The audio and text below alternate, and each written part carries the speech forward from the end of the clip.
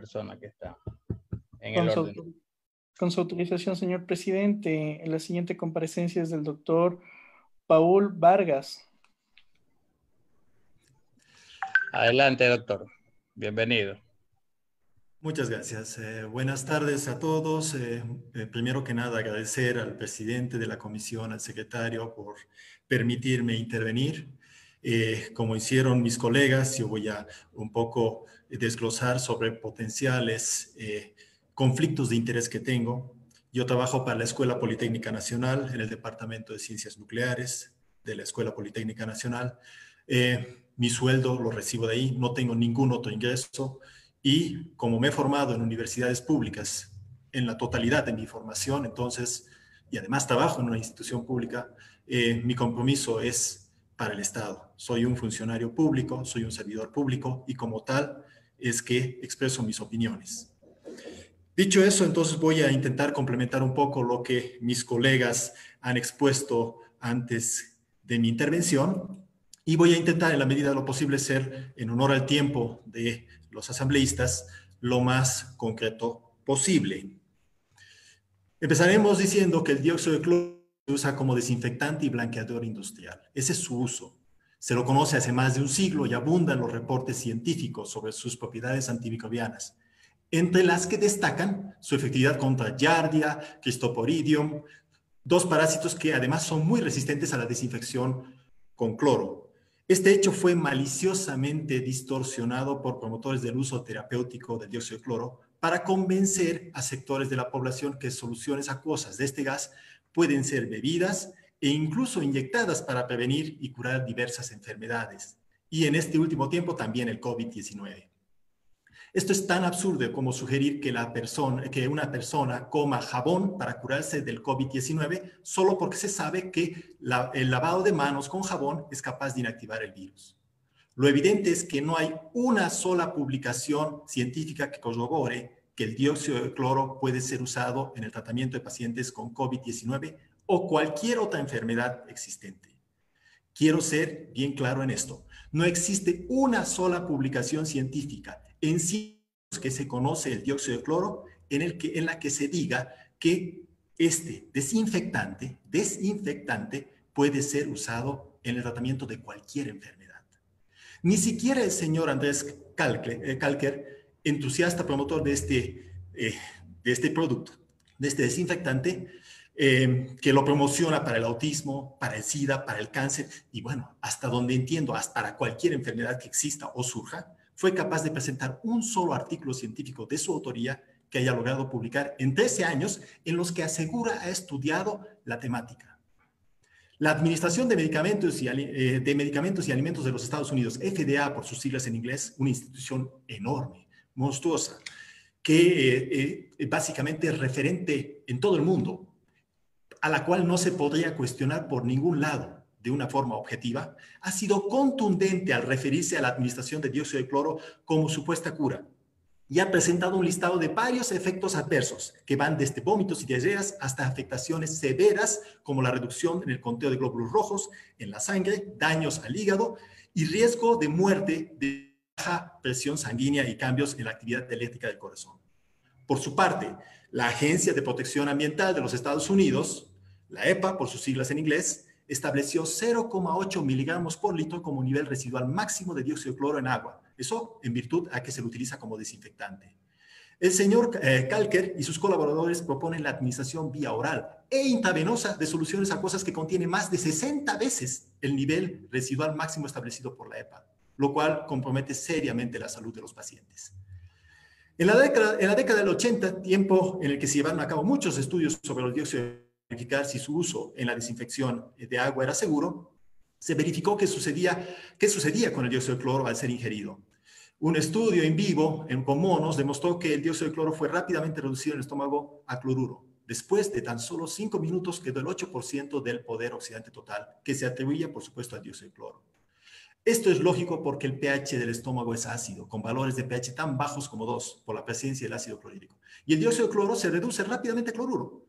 No solo no es posible la reacción de disociación con la que se generaría oxígeno en el estómago, que sugiere el señor Kalker, sino que es absurda la teoría que él sostiene sobre que el oxígeno es capaz de pasar las paredes del estómago y llegar al flujo sanguíneo. Además, debe notarse que si hay un compuesto químico que se reduce, debe existir, como decía mi colega que me precedía, debe existir necesariamente uno o más compuestos químicos que se oxiden. Así sucede que las reacciones redox, así sucede en cualquier reacción redox, y cualquier persona que tuvo clases de química en secundaria incluso debería saberlo. ¿Qué podría oxidarse en el estómago? Dadas las características del medio, lo que esperamos es que, bueno, haya una reacción de oxidación con las mucosas del estómago, con nutrientes, con secreciones. Y, bueno, esto puede ocasionar, si hablamos de las mucosas del estómago, en lesiones que pueden derivar en úlceras. Y en los otros casos se puede producir como productos de reacción sustancias tóxicas que afectarían directamente al hígado. De hecho, un estudio publicado por Daniel y colaboradores en 1990 reveló que la administración de dióxido de cloro disuelto en agua a ratas produjo cambios enzimáticos, aspecto que se interpretó en este mismo documento como signo de toxicidad en el hígado. Evidentemente, según la cantidad de dióxido de cloro que una persona consuma vía oral, este compuesto podría pasar al intestino delgado y ser absorbido con el consiguiente impacto negativo en el hígado. Y si la cantidad de dióxido de cloro es muy alta, implicaciones negativas también serían observadas en la sangre. Y ahí tenemos la anemia hemolítica. Ya eso sería una posible consecuencia en la sangre. Pero todavía más seria es la propuesta del señor Kalker y sus colaboradores sobre la administración intravenosa de soluciones acuosas de dióxido de cloro. En este caso ya no existe la barrera que implica las fuertes condiciones del estómago y la capacidad de cierta amortiguación por parte del hígado, que impidan la acción oxidativa directa del dióxido de cloro en la sangre. No queda duda que el dióxido de cloro reaccionaría con diversos componentes de la sangre, en particular aquellos que tengan grupos amino. Es falso que el dióxido de cloro oxigena los glóbulos rojos. En todo caso, la interacción del dióxido de cloro con los glóbulos rojos resulta en hemólisis, es decir, la destrucción de los glóbulos rojos. En este punto es importante notar que ese es uno de los efectos adversos del consumo de dióxido de cloro que lista la FDA. El color rojo de los glóbulos rojos es debido a la hemoglobina. La hemoglobina está formada por 4 cadenas polipéptidas que se llaman globinas, y a cada una de estas se une un grupo hemo, cuyo átomo de hierro es capaz de unir de forma reversible una molécula de oxígeno. Es decir, la hemoglobina de los glóbulos rojos se une al oxígeno en los alvéolos pulmonares y luego los glóbulos rojos transportan el oxígeno a diferentes partes del cuerpo. Es clave la reversibilidad de la unión del oxígeno y la hemoglobina.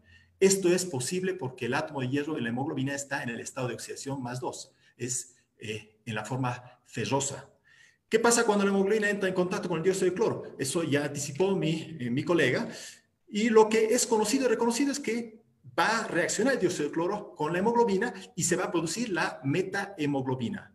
En la metahemoglobina, el hierro está con un número de oxidación de +3, está en la forma férrica, y debido a esto se afecta la reversibilidad de la unión de la hemoglobina con el oxígeno. En otras palabras, y hablando simple, la metahemoglobina, que pueda captar el oxígeno en los alvéolos pulmonares, no es capaz de liberar con facilidad el oxígeno. La enfermedad que se caracteriza por la existencia de niveles altos de metahemoglobina se llama metahemoglobinemia. Casualmente, o no tanto, otro de los efectos adversos listados por la FDA. Según aseveraciones del señor Kalker y sus socios en Ecuador, se había administrado dióxido de cloro a personas supuestamente infectadas con COVID-19. Es difícil corroborar la veracidad de tales aseveraciones, pero si se comprobara que efectivamente realizaron ensayos con seres humanos, los competentes deberían tomar acción contra los responsables. Toda prueba de fármacos o tratamientos debe tener autorizaciones y cumplir protocolos muy estrictos, además de estar basados en diseños experimentales muy bien planteados y planificados. Que una persona o varias personas infectadas con COVID-19 hayan consumido dióxido de cloro y se hayan curado no es evidencia de absolutamente nada. Supóngase que se le da a un paciente de COVID-19 un vaso con agua azucarada una vez al día, varios días seguidos, y al final se verifica que este paciente se curó. ¿Debería atribuirse la cura al agua azucarada? De ninguna manera, eso es claro. Eso sería manifestar un desconocimiento de cómo funciona el virus y que mis colegas médicos lo han explicado con claridad. En Ecuador, la mortalidad, del COVID-19 es discutible, se habla de un 7% de acuerdo a datos oficiales. Ya en el mundo el promedio es 5%, pero asumamos un 10%. Si tenemos un 10% de mortalidad, quiere decir que de cada 10 pacientes de COVID-19, uno muere, mientras que los otros 9 sobreviven. No porque exista una cura, no se la tiene aún. Eso mis colegas médicos han sido muy, muy claros. Sino porque el sistema inmunológico reacciona y genera anticuerpos que eventualmente permiten a los pacientes curarse. Esos pacientes con COVID-19 que dicen que curaron, no se curaron gracias al dióxido de cloro, sino a pesar del dióxido de cloro. Podemos pensar que el dióxido de cloro, al igual que lo haría, por ejemplo, el consumo de alcohol, en todo caso afectaría al sistema inmunológico y lo deprimiría, y más bien haría que sea más débil el ser humano al combatir el virus, ¿no? Entonces, quiero ser bien claro, esa gente, si es que realmente les han administrado dióxido de cloro, se ha curado a pesar del dióxido de cloro. Debo hacer notar que el dióxido de cloro, a diferencia del agua azucarada, ese es el ejemplo que he dado, es tóxico, una toxicidad conocida y reconocida. Quizás no haya matado aún a alguna persona que lo consumió, pero eso no quiere decir que no exista una toxicidad que se manifiesta en diferentes órganos y que incluso puede generar daños irreversibles. El hecho que una sustancia sea tóxica no implica exclusivamente letalidad. También se refiere a daños en órganos que el paciente luego puede sufrir de forma crónica por el resto de su vida. No puedo dejar de mencionar que las supuestas investigaciones que habían realizado ciertos médicos en Ecuador muestran una dramática carencia de rigor científico. Eso también es evidente para cualquiera que tiene un mínimo de formación científica. No se sabe si hicieron pruebas para detectar si un paciente era positivo o no al COVID. Se mencionó que administraban indiscriminadamente dióxido de cloro a pacientes, sean confirmados como positivos a COVID o no, que tengan síntomas o no. Bueno, yo me pregunto, ¿qué clase de estudio es ese? Solo un ejemplo suficiente para demostrar de manera objetiva la falta de rigor científico y hasta de conocimiento de las personas que habían realizado ensayos con dióxido de cloro. Ellos mencionaron que a las pocas horas de administración de dióxido de cloro, el paciente mejoró la saturación de oxígeno en la sangre. Pues bien, ¿cómo lo habían medido? Ellos mismos explicaron que usaron los oxímetros de pulso, unos dispositivos que se colocan en el dedo de la persona y que reporta el porcentaje de hemoglobina en la sangre y que está saturada con oxígeno. La determinación de la saturación mediante este dispositivo es mediante la medición de absorción de radiación visible e infrarroja. Es una técnica espectroscópica. Eso casualmente yo soy experto en eso. De esta manera se mide indirectamente la cantidad de hemoglobina y se discrimina qué cantidad de este total es hemoglobina saturada con oxígeno. El resultado se expresa en porcentaje. Si bien los oxímetros de pulso son magníficos dispositivos, no le voy a quitar ningún mérito, proporcionan datos médicos valiosos, tienen limitaciones que los mismos fabricantes declaran en las instrucciones. Una de ellas, la aplicabilidad en pacientes con anemia, bajo conteo de glóbulos rojos. La anemia es precisamente uno de los efectos adversos del dióxido de cloro listado por la FDA. Entonces, no debería de extrañarle a nadie, ni tampoco es algo positivo el hecho de que un paciente al que se le administró dióxido de cloro llegue a mejorar el porcentaje de saturación. Simplemente el dióxido de cloro está provocando una hemólisis y por tanto se produce una reducción en el contenido de glóbulos rojos y hemoglobina, por tanto. Bajo el supuesto de que el paciente sigue teniendo el mismo nivel de intercambio de gases en los alvéolos pulmonares, que no haya sido afectado, quiero decir, en esta condición hay menos hemoglobina para oxigenar, es decir, una mayor proporción de la hemoglobina estará saturada. Aún así, como el paciente tendrá una anemia inducida por el dióxido de cloro, no habría suficiente oxígeno en la sangre para los requerimientos del cuerpo humano. Dicho de una manera más clara todavía, el paciente tendría un aparente buen porcentaje de saturación, pero en realidad no tendría suficiente oxígeno para los requerimientos del cuerpo. Se podría mencionar muchos aspectos técnicos más que muestran con claridad que el dióxido de cloro como cura para enfermedades es un fraude, una vulgar estafa muy bien publicitada. Se podría mencionar que el señor Andrés Kalker no es doctor, a pesar de que se haga pasar por tal, y que sus libros fueron retirados por las librerías online más importantes del mundo, ni hablar de los problemas legales arrestos de por medio que el señor Kalker ha tenido en Europa. No vale la pena dedicar tiempo a eso, porque lo realmente importante es proteger la salud de las ecuatorianas y ecuatorianos. Estamos viviendo una crisis sanitaria de una magnitud que estoy seguro, seguramente nadie imaginó jamás vivir. Hemos lamentado la muerte de miles de personas en el país y estas heridas no serán fáciles de curar. Lo que menos necesitamos es una segunda crisis sanitaria, a la par de la que ya tenemos. Esta vez debido al consumo de un compuesto tóxico, que se sabe es tóxico, que todos los organismos de control del mundo saben que es tóxico. Y además hay múltiples advertencias publicadas por doquier. No hay tiempo para perder. Es lamentable que esta comisión haya tenido que perder tiempo al escuchar pseudocientíficos que no aportan nada.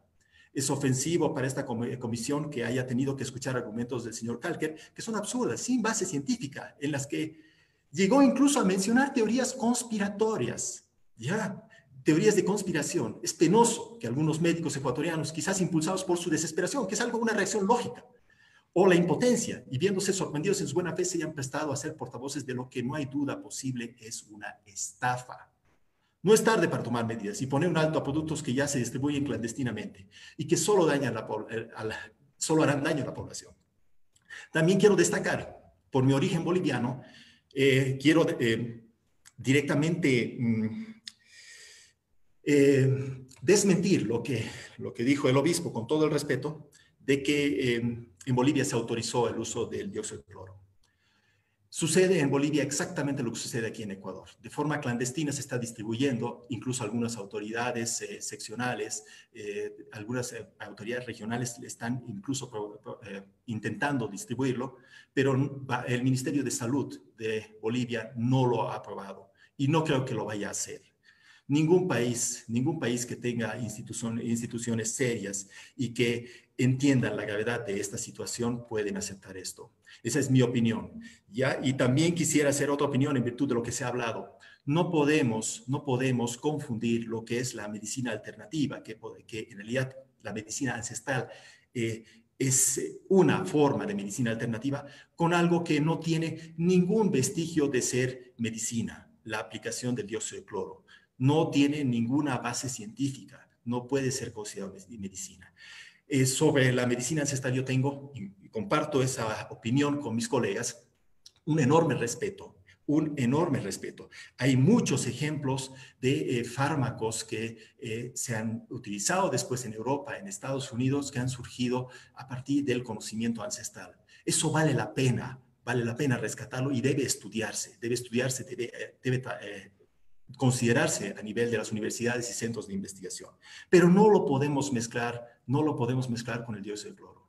Eso sería tiene que ser, como para decirlo de una manera gentil, eso es pseudociencia, no tiene validez. ¿Ya? Agradezco nuevamente el tiempo que se me ha dado para mi intervención al señor presidente de esta comisión, al secretario y a todos los asambleístas por el tiempo que me escucharon. Muchas gracias. Muchas gracias, doctor. Precisamente la presencia de cada uno de ustedes, que esta comisión de fiscalización valora la presencia de cada uno de ustedes y por dar el espacio para poder explicar y hablar técnicamente, ¿no? Porque eso es lo que nosotros buscamos, que se hable técnicamente en el tema y eso enriquece el conocimiento de las personas, de nosotros, y tenemos ya un concepto más claro del tema, ¿no? Señor secretario, ¿hay algún legislador que ha solicitado el uso de la palabra para hacerle alguna pregunta al doctor? Con su autorización, señor presidente, ha solicitado la palabra el señor asambleísta Ángel Gende. Adelante, asambleísta Gende, por favor. Gracias, compañero presidente. Encargado, ya estamos. La comisión de fiscalización como el ejecutivo, hermano, cambiando presidente y vicepresidente a cada rato. Pero bueno, es buena hora en ejercicio de la democracia, la transparencia y la participación. Bueno, en efecto, como siempre escuchamos con mucho respeto, yo considero también muy oportuno y preciso. Creo que la oportunidad histórica que tenemos a la mano de que con los científicos que están compareciendo hasta el momento podamos hacer un ejercicio, un estudio serio sobre el comportamiento del COVID en territorios Sáchila, en nuestros territorios. Por el efecto, por el tratamiento, y que obviamente esto amerita un estudio por cuanto el nivel del contagio, si bien es cierto las características de la forma de vida, las características poblacional, no vivir en hacinamientos, no vivimos en barrios. Quizás eso ayuda muchísimo a no contagiarnos masivamente. Eso tendría que haber una explicación científica. Pero yo creo que es necesario, veo oportuno hacer un estudio, un análisis, por cuanto el 100% de nuestros hermanos áchilas que han sido contagiados con el COVID-19 lo estamos superando hasta el momento, sin necesidad de acudir al hospital o utilizar medicina química, llamémosle de esa manera. Yo creo que es un momento propicio para ver qué mismo pasó, qué está pasando, en qué podemos nosotros contribuir. ¿Será nuestro sistema inmunológico? ¿Será nuestra alimentación? ¿Será nuestra medicina alternativa? Teniendo en cuenta de que si geográficamente hablamos con relación donde estamos nosotros ubicados como pueblos Áchila, con relación a los pueblos amazónicos, allá lamentablemente está siendo incontrolable, con resultados impensables con relación al efecto y las muertes que ha causado y está causando el COVID en los pueblos indígenas de la Amazonía. Nosotros tenemos casi las mismas características, casi la misma geografía, la alimentación quizás parecida a la nuestra, ¿no es verdad? Pero con resultados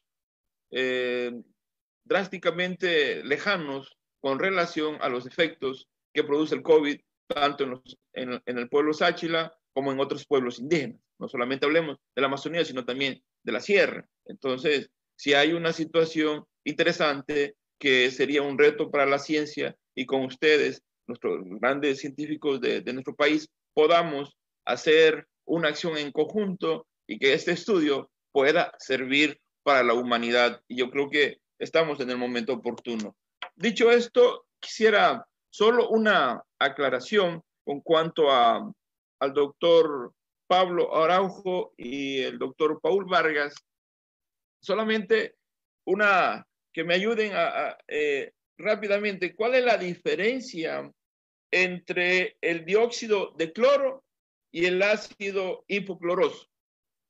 Dióxido de cloro y el ácido hipocloroso, porque también están recomendando utilizar el ácido hipocloroso. Entonces, ¿cuál es la diferencia entre el dióxido de cloro y el ácido hipocloroso? Con esas preguntas nomás, compañero presidente encargado. Muchas gracias. Muy bien, doctor Araujo o doctor Vargas, cualquiera de los dos, para que puedan contestarle la pregunta. Doctor Araujo. Doctor. Gracias, asambleísta Gente, por su pregunta. En términos muy sencillos, el dióxido de cloro es un gas que se puede disolver en agua, es decir, usted lo puede mezclar en agua, mientras que el ácido hipocloroso es un compuesto que por su naturaleza siempre está en el agua. Ambos son desinfectantes, ambos se recomienda no beberlos, ¿sí? Y si usted quiere desinfectar una superficie, ¿verdad? Qué sé yo, el escritorio de trabajo, ¿no es cierto? El ácido hipocloroso presenta propiedades desinfectantes que son bastante buenas, ¿sí? Entonces, son dos compuestos que tienen cloro, su nombre lo indica, pero que ambos son dos muy buenos desinfectantes. Otra diferencia entre el uno y el otro es que es más fácil transportar ácido hipocloroso, de lo que es mucho más complicado transportar de un sitio a otro lo que es el dióxido de cloro. Quiero completar también esta parte de mi respuesta agradeciendo pues por la primera parte de su intervención, desde la vinculación con la colectividad que tenemos en la Universidad Central del Ecuador, pues estamos completamente abiertos para poder trabajar en conjunto con los distintos actores sociales que tenemos en el país. Ya ha habido proyectos de vinculación de la colectividad con la comunidad sáchila en Santo Domingo de los Áchilas, entonces sería increíble poder establecer nexos a través de usted, asambleísta Gende, pues para ir completando la agenda de lo que es vinculación con la colectividad. Es tan necesario que la universidad pública empiece a trabajar de la mano con los actores, ¿no es cierto?, sociales, para transferir el resultado de nuestras investigaciones a que sean útiles para el pueblo ecuatoriano. Doctor Vargas, le dejo si es que quiere completar la explicación entre lo que es dióxido de cloro y ácido hipocloroso. Muchas gracias, doctor Araujo. Le agradezco. Bueno, en buena parte lo ha respondido mi colega. Varían en el número de oxidación con el que está el cloro. El dióxido de cloro vendría a ser un poco más inestable que el hipoclorito, bueno, que el ácido en cuestión. Entonces, ambos son agentes oxidantes. Quizás podría ser un poco más, un agente oxidante un poco más fuerte el dióxido de cloro.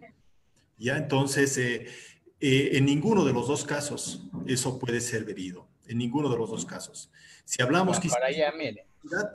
Entonces quizás el ácido hipocloroso tenga una toxicidad incluso mayor. ¿Ya? Eso hasta donde tengo entendido. No sé si con eso respondemos a su pregunta. Por supuesto, también quiero sumarme a lo que dice mi colega de la Universidad Central. Nosotros estamos siempre abiertos a trabajar con la sociedad y sería grandioso poder trabajar también con nuestros pueblos originarios. Ya, como lo mencioné, existen muchos conocimientos que se han utilizado en el mundo entero que han surgido de los pueblos originarios, de sus vivencias, de sus saberes ancestrales. Eso hay que rescatar, eso hay que valorizar y en buena hora, si podemos a partir de esta comparecencia también tener esa chance, podamos hacerlo. Yo creo que en eso coincidimos también con el doctor Araujo. Muchas gracias. Si hay alguna otra pregunta, por supuesto, estamos atentos a contestar. Gracias, doctor. Ángel, no sé si tengas alguna otra inquietud. No, presidente, muchas gracias. No. Perfecto. ¿Algún